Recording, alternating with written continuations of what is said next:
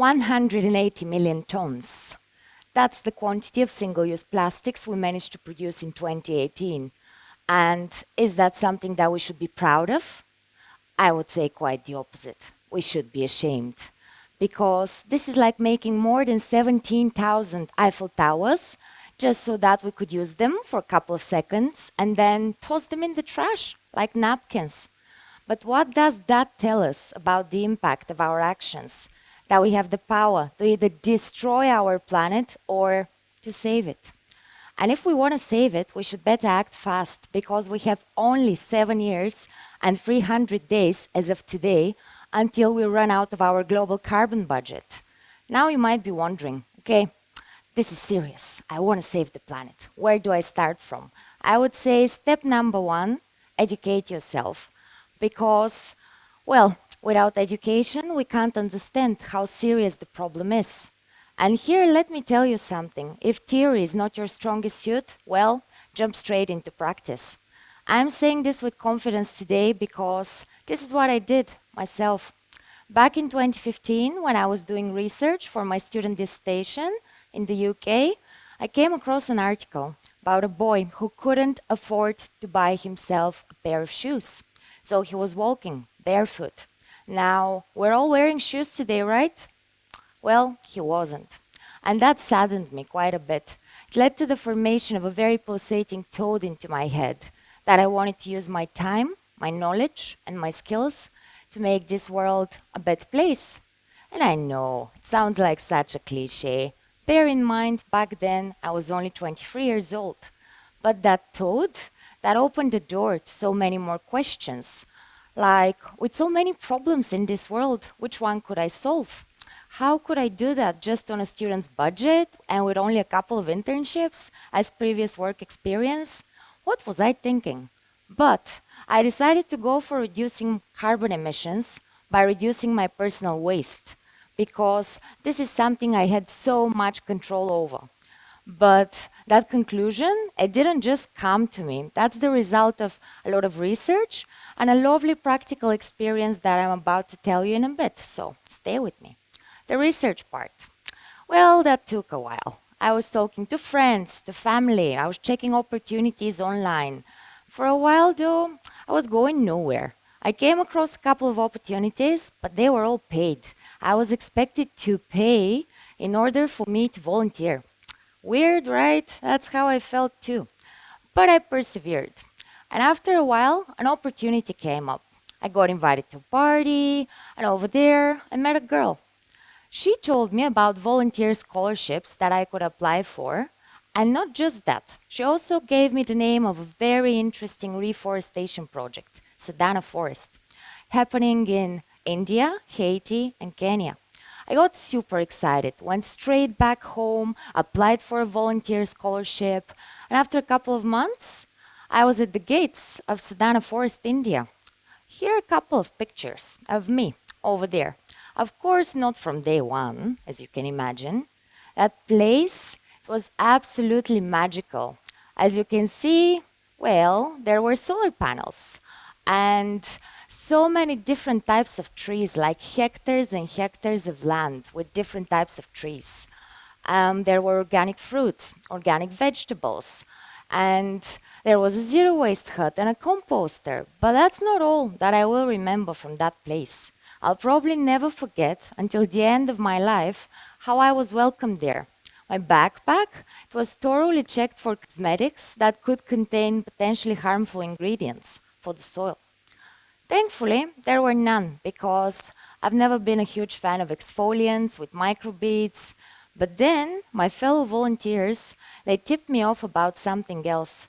They told me to avoid single-use plastics, products packaged in plastic, and single-use conventional menstrual products. Now, that really surprised me. I was like, why? What's the problem? I've been using these things for so many years.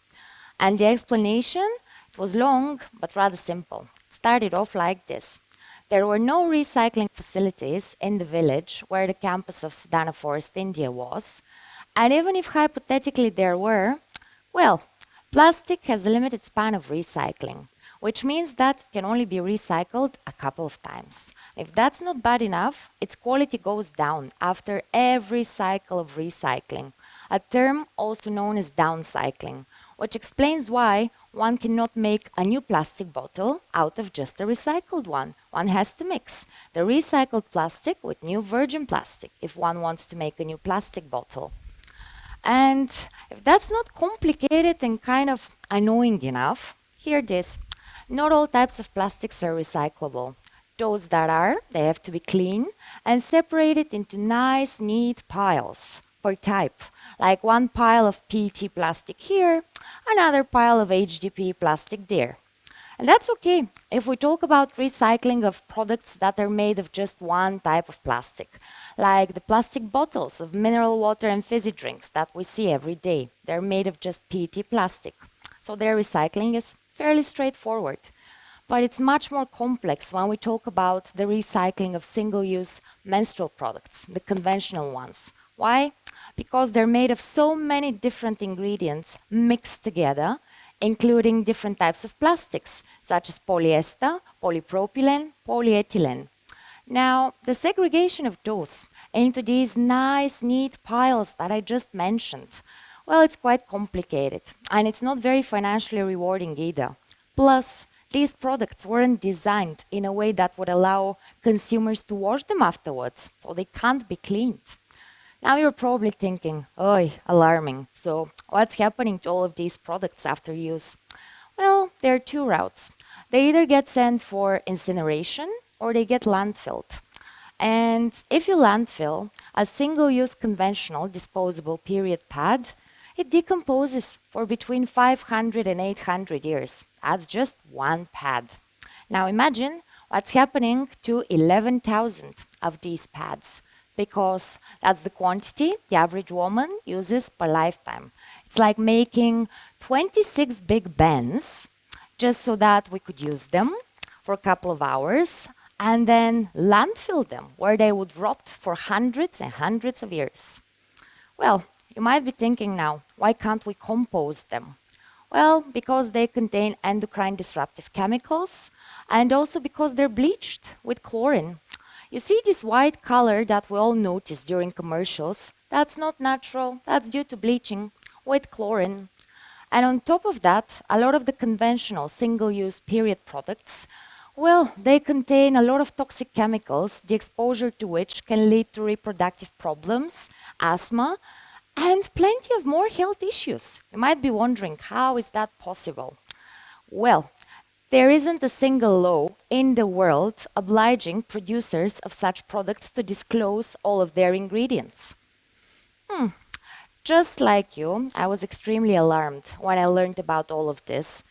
I was concerned not just about the planet, but also about my personal health. And I decided to act upon this concern. I decided to start changing my daily habits so that I could live in better sync with the planet and so that I could be healthier as well.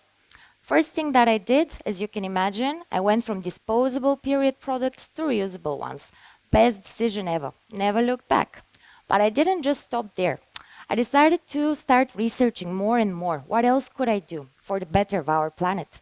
That's how I discovered other lovely products such as reusable straws, reusable ear swabs, stainless steel razors, and more. I felt empowered.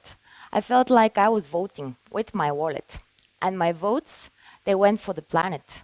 I still have the same wallet, by the way. It's upcycled. And I felt quite empowered by all of that. I started sharing with friends, with family, with anyone who wanted to hear me out.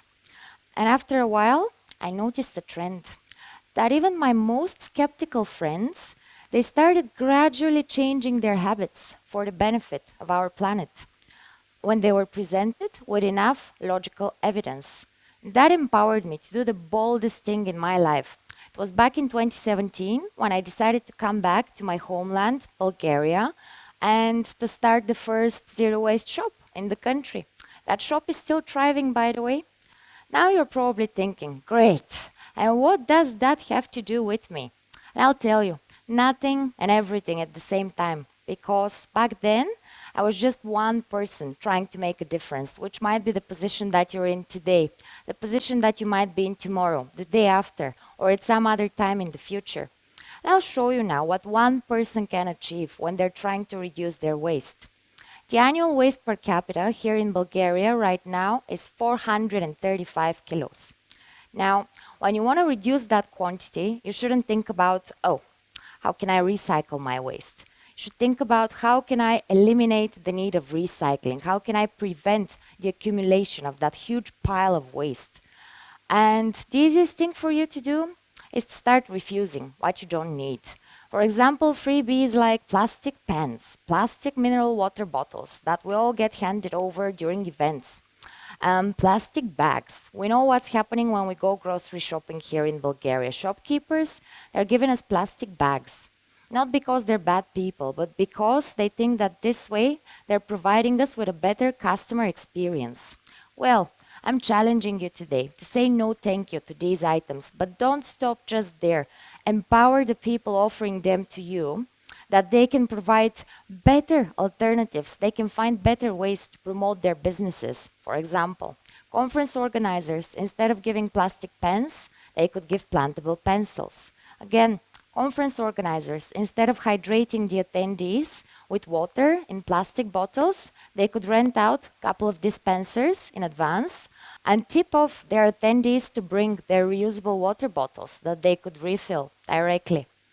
Another thing, all of these shopkeepers, instead of giving generously hundreds and hundreds of plastic bags every day, well, they could offer a single small discount or maybe a big discount to all of their clients who are bringing their own reusable bags. Another thing, don't stop just there. Go package free. And that's going to have an impact because in Bulgaria, 15% of your annual waste is actually coming from packaging waste. The easiest way to do that, build the habit to shop in your own container, which means if you need a couple of fruits, a couple of vegetables, bring your own reusable bag to the farmer's market, ask the people there to put your fruits and veg directly into your reusable bag. Another thing, if you need a refill of your liquid shampoo, your liquid conditioner, a DIY cosmetic ingredient like white clay or baking soda, or if you need a couple of 100 grams of almonds or dried fruits, well, research whether you can find in your area a bulk shop where you could go to with your own glass jar and get it refilled over there.